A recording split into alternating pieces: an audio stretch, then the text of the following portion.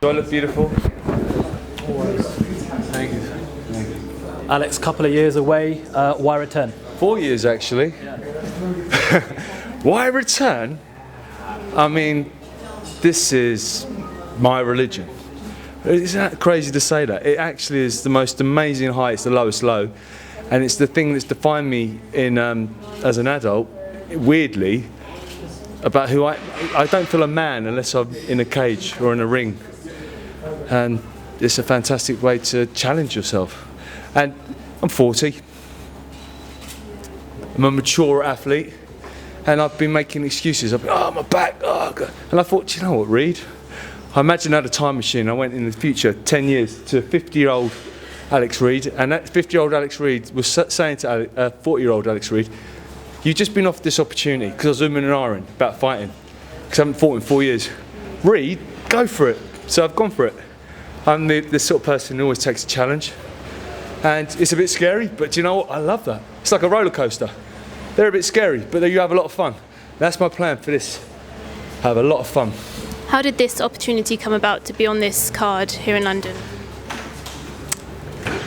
I was at another big show, funnily at the O2, and I was really down. So I'm like, my mate, hobbled into the arena, and everyone was like, Reid, what's the matter with you? Well, you have 300 fights, and see how you fare. And I thought, when I was about 100 feet away from the cage, I thought, why am I ringside? I should be ringside. You know, in fact, hang on a minute, why am I not in the cage? Anyway, a day or so later, I got a phone call from one of the promoters being hired by Bellator in the UK. Reid, how old are you? 40. When was the last time you fought? 4 years ago. I went, Paul, I can't fight, I can hardly walk. What's going on, mate? Come on. And then I couldn't stop thinking about it he just offered me this to fight a contract on Bellator, and I was like, I've always said, put your money where your mouth is. I said, if the money's right, I'll fight, but couldn't stop thinking about that, and I thought, hang on, Reid, you said you put your money where your mouth is. The money isn't fantastic, but I mean, it's something I love, and I've never been totally money motivated, but this is a business, and we still need to get paid. All the training, all the time off, putting food in your mouth. So, hang on a minute, I'm going to get paid to do something I love, to get back fit and healthy again. I've got to be crazy not to turn it down. It was like a little angel had said, Reid, you're a bit down on your luck, go back to what you know and love, make a few quid. So that's why I'm here.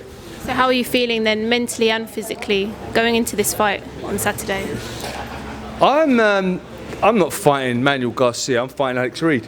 And at the moment, I'm winning. I mean, Manuel Garcia, I'm feeling good. I've got no malice or bad blood to him. I think he's a great opponent for me. He's been active, he's a little bit older, but I'm feeling confident, very confident. It's taken me 2.5 months to get back to like feeling how I used to feel, and that's the most amazing feeling in the world. Just that's part of the attraction. When you're a super fit athlete, life tastes a bit better, everything tastes better, everything smells sweeter. And that's how I'm feeling at the moment. I'm starting to move again, I'm just getting my confidence back. Hang on a minute. I'm in the gym with studs half my age. And in MMA, it evolves so quick, in a blink of an eye, you're obsolete, you have to evolve. So the kids are always beating up on old badasses. So they're putting me through my paces, and I'm finally just getting back to being the man again. So thank God, because we're a week out. I'm starting to feel dangerous, which is ultimately gives me confidence. We're going to have some fun. I'm not sure if you had any interaction with him, but obviously Kimbo Slice was supposed to fight this weekend and passed away tragically. How do you think he'll be remembered, and do you have any stories to share about Kimbo? I don't really know Kimbo. It's sad. It's very sad. I mean, a young man. I can imagine he's got a bad rep in terms of the larger scale community outside of MMA and fighting, because he looks menacing and scary, which is part of his appeal. But from what I've saw how he conducted himself, he was a gentleman. He was always polite and pleasant. He might be a badass in the ring or the cage, but look, I've had a lot of misconceptions about me. You know, it isn't, when you see someone, they're not always what they're like on the inside. And he struck me as a nice guy, and it's testament to all the people who have felt so sad over what's gone on. I mean, it's very sad. And I don't like that. You said obviously that you've been out for so long and you're kind of getting that back again. How long do you think you have within a career in MMA? That's a good question. I mean, that was the first question they wanted to sign me for 3 fights. I said, let's see how we get on with the first one. But in my heart, the person I am, I do all this hypnosis and mind positivity stuff. I know what I'm going to do. I've got my mindset. I'm 2, 3 fights. And then more promoting, and I have a wealth of experience before and how to make this more mainstream in terms of not just the martial arts media, fitness media. Unfortunately, or actually fortunately as I see it now, some of the salacious, horrible, tacky media I've been involved in, and I feel like I've come out the other side, is kind of a benefit in some ways because I'm known out there. And I feel quite proud of the fact that in this country I have made MMA more, what's the word I'm looking for, socially acceptable. We're not thugs, ruffians, we're not steroid abusing meatheads who just want to kill each other. We're athletes, we're sportsmen at the highest level. So yeah, we're getting there and I feel quite proud of that. Being a UK MMA pioneer and being around the sport of MMA for a very long time, when you see a promotion like the UFC get bought for $4 billion, what's your immediate thoughts and reactions to a news like that?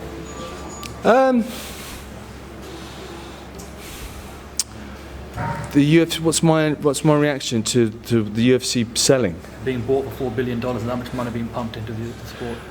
It shows how big this sport is now.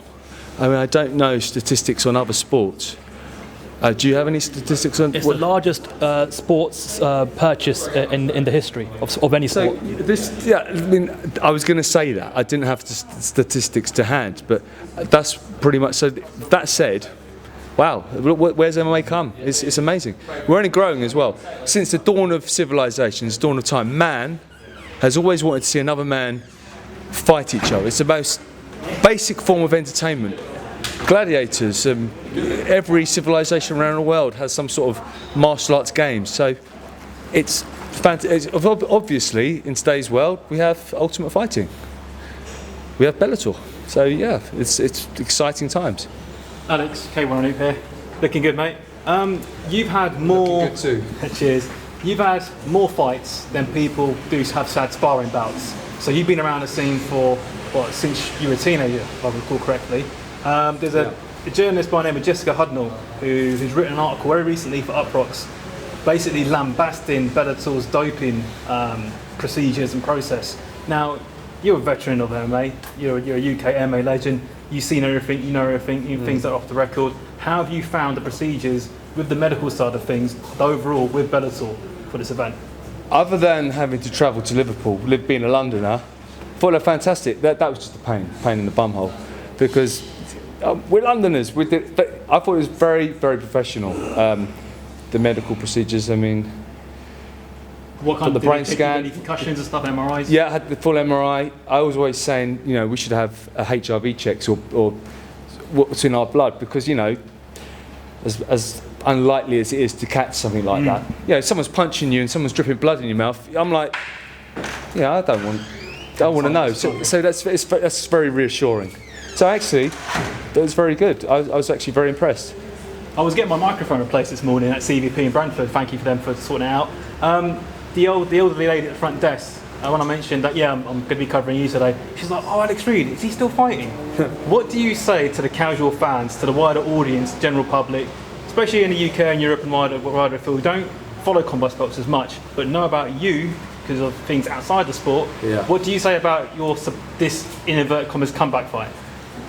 You sort of hit the nail on the head. Part of my reason for doing this is I'm misconstrued and misunderstood in the media. I've been involved in salacious, I'm going to say crap, and I would actually call myself a bit of a prostitute. I've been involved. When you earn more money in 2 hours talking about your private life, it's quite seducing for a while, but it's a deal with the devil, and I haven't done that.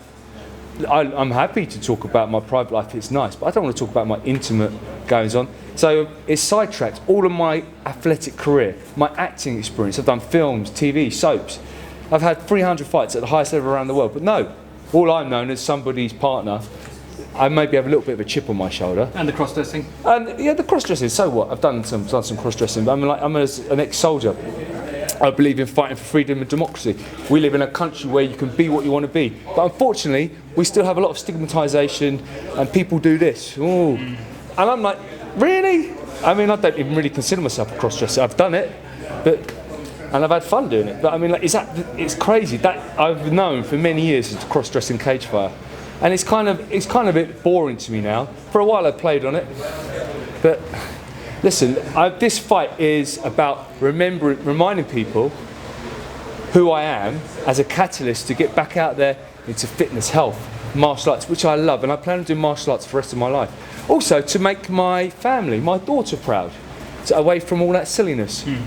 There's a credible athlete who put bums on seats, who got just under 1 million views on a non-terrestrial channel 5 years ago, and built MMA in this country. The Tom Kong fight. The Tom Kong fight. So I'm also doing this for me, to feel good about myself, and I'm feeling good. I was just saying to this gentleman here, it's the most amazing feeling in the world when you're a young fit athlete, and I'm young in my heart. Yeah. The other thing is, like you said, you mentioned about young. You're training at London Shoot, at Park Royal mainly, and other places as well. How have you found the sparring? Have you had like a laser dot on your head, on your back from everywhere? Horrible, rusty. You're a walking punch bag, Reid. Stop getting hit. I'm incredibly tough. But after about 2 weeks of getting smashed and sleeping like this, it's not nice. You start to you evolve, and thank goodness I have started to evolve, and winning more than 1 or 2 rounds. It sounds like I'm being very negative, but what I'm trying to say is the guys at London Shoot are studs. If we're gonna, I say some of the best fighters in the world, the best fighters in the world. We have. If I can survive there, it's no small feat. I'm not really worried about getting into the cage. Now's the fun stuff. Let's enjoy it. Obviously, your opponent, when you've done your homework on him, what have you found out about him that could possibly cause you a little bit of a cause of concern on the fight night?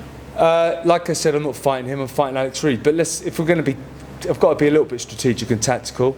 He's smaller than me, so he wants to close. So it's strategically, I'm ready for anything, and I've always been a berserker. But let's try to be. The thing is, I want to do this time is relax, enjoy the whole thing. Not relaxed. So I'm on the beach, dynamically relaxed. So I'm very confident to flow real smoothly like it did against Tony Giles when you had a bit of time off and fought him. Yeah, and the funny thing, when I fought that last kickboxing fight against this Tony Giles, I was worried about him. I believed all his hype and his rubbish. I hadn't fought again in 2-3 years. So I was gun shy. Well, I'm not gun shy anymore because I've been in with some real badass at shoot, and I've had my nose bust, this bust hurt. I'm all good now. So the rust is off. It's just time to have some fun. Now you're a lot more, maturer, wiser, even more experienced than before. Wiser, yeah. How has your approach to training been? How's it different to say 5-10 years ago? I have arguments, discussion, heated discussions, probably just below a heated discussion with my trainers. I say, look, I'm a bit older, I need to be a bit more sensible. And ultimately, sometimes they want me to do something, and I'm saying, look, I'm not 20, just need to I don't even say that anymore, I just stop. I'm like, I will listen to them. Ultimately, if I'm a soldier and they're my general and I'm going into battle, I have to listen to their commands, and I will. But sometimes when you're on the front line, you have to make a judgment call. It's not good to go now because they're going to get mowed down by a machine gun. I'm going to go now. So you make decisions. So sometimes I'm training smarter, not harder. I am training extremely hard, but I'm training smart. That's not to bash myself up. Apart from obviously, it makes you feel alive, it's interesting, you're not bored by fighting. What do you want to be remembered for from this fight and afterwards? This